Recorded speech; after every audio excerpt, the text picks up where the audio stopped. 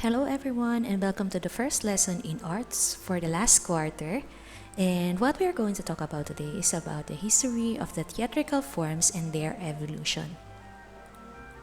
As for our learning competency, at the end of the lesson, you'll identify selected theatrical forms from different art periods and research on the history of theatrical forms and their evolution.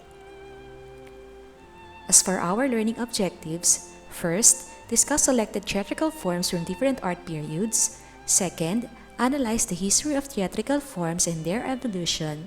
And lastly, identify the different playwrights and composers from the Romantic period. So let's get started. First, let's discuss what is the meaning of theater. Theater began from myth, ritual, and ceremony. Early society perceived connections between actions performed by groups of people or leaders to certain society, and these actions moved from habit to tradition, to ritual, and to ceremony due to human desire and need for entertainment. Theater means a place of seeing, but it is more than the buildings where performances takes place. So to produce a theater, a playwright, which is siya yung writer, and the director rehearses the performers. So yung director, siya yung nagre-rehearse sa mga nagpe-perform. And then there is the so-called designer and theatrical crew who produce props to create the scenes, and actors and actresses, syempre, who performs on stage. Then it will only be a true theater act when audience witness it. So yung mga binanggit ko, yun ang bumubuo ng isang theater. Now that we are done in discussing the meaning of theater, let's discuss the different theatrical forms, their evolution, and history. The first type of theater is called Greek theater. European theater actually began in ancient Greek.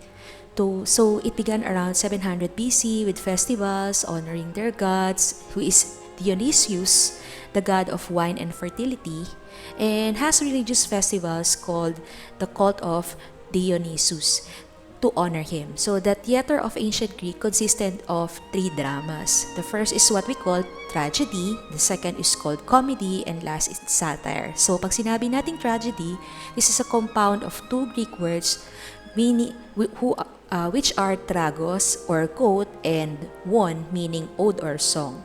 So this was the most admired type of play in the Greek theater. So it dealt with tragic events and had an unhappy ending, kaya nga doon nanggaling yung context ng yung mga sad stories, kasi usually it is about the downfall of the main character. So Thespis was the first actor and introduced the use of mask doon sa Greek theater and was called the father of tragedy. So who is that? He is Thespis. So another type of Greek theater is what we call comedy. So alam natin, pag comedy, it's nakakatawa. Yan. So the plays were derived from imitation. There were no traces of their origin. So as for the famous artist from that time is, ang pangalan niya is Aristophanes. He wrote most of the comedy plays during that time. And then another is yung satire, which means this play contains comic elements to lighten the overall mood, or a serious play with a happy ending. So this is a short, light-hearted tale piece performed after each trilogy of tragedies. Yan. So those are the three types of drama from the Greek theater. And then there is what we call theatron. So ano ba yung sinatawag natin na theatron? So the theater building was called theatron. So it is a large open air structure constructed on the slope of hills and consisted of three main elements, which are the orchestra, the scene, and the audience. So ito yung itsura niya. So, meron tayong parados, which is yung mga plays na kung saan nandyan yung mga characters or yung entrances, and then the scene, kung saan nandun yung mga performance na ginagawa, and then yung theatron, doon nakaupo yung mga audience, and then the orchestra is below. Yan. So this is what theatron looks like. Now that we are done with the Greek theater, let's discuss what Roman theater is all about. So Sa mga Romans naman, the theater of ancient Rome started in the 3rd century BC. It had varied and interesting art forms such as festivals, performances, and street theaters, acrobatics, and staging of comedies of Plautus, and the high verbally elaborate tragedies of Seneca. So the usual themes for Roman theater plays were chariot races, yan, yung mga pangabayo, and then gladiators, as we all know, yan, and then public execution, yung pagpatay in front of public, yan. So the Romans love a good spectacle. They love to watch combat and admire blood sports and gladiator competition. So the more realistic the violence, the more pleased Roman audiences.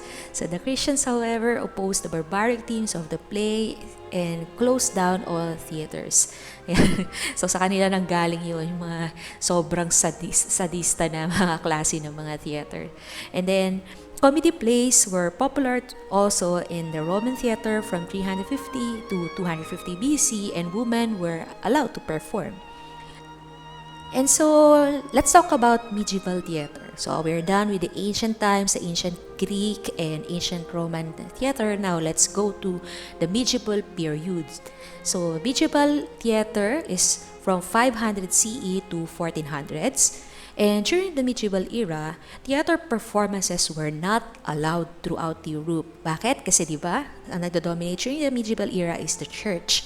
So, to keep the theater alive, yung mga minstrels, though they were denounced by the church, they performed in markets, public places, and festivals. So they traveled from one town to another as puppeteers, magmamanipulate ng mga puppets, and then jugglers, storytellers, dancers, singers, and other performers in other theatrical acts. These minstrels were viewed as dangerous and pagan during the time of medieval theater. And then, pumasok si Renaissance period from 1400s to 1600s. The Renaissance theater arts were characterized by the return of classical Greek and Roman arts and culture.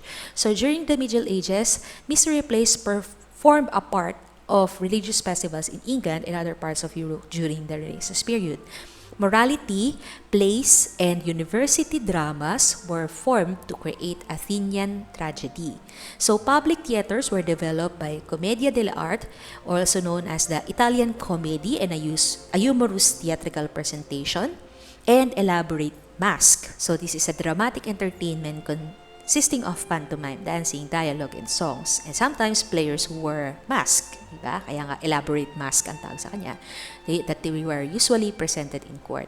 So the most famous actor and poet who emerged in this period during the time of Renaissance period is William Shakespeare. So siya yung pinakasikat sa lahat ng mga poet during that time. So he was an English poet, playwright. Sabihin ng playwright, nagsusulat ng play, and actor, and was regarded as the greatest writer and dramatist in the whole world. Diba? So he was often called the England's national poet and the Bard of Avon.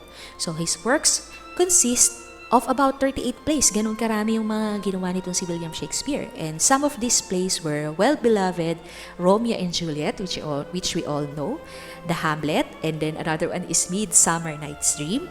We have Cleopatra, Julius Caesar, Much Ado About Nothing. Yan. So for the first time, also, ballet was performed during this period. And ballet is a formalized form of dance which originated from the Italian courts.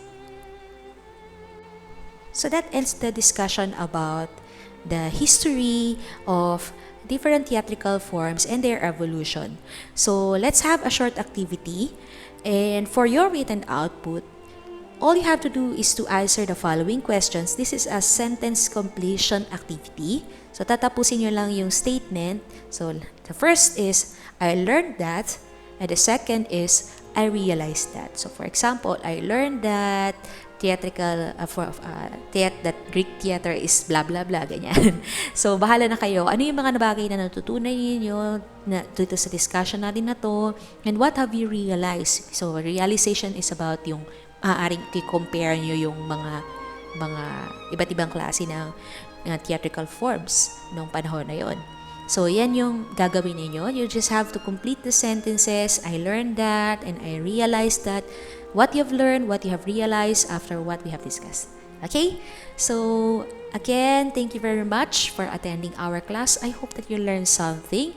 Always remember to keep safe and konti na lang, matatapos na tayo. So, kapit lang kayo at wag kayong tatama rin sa pag-aaral. Alam ko na matatapos natin tong school year na to.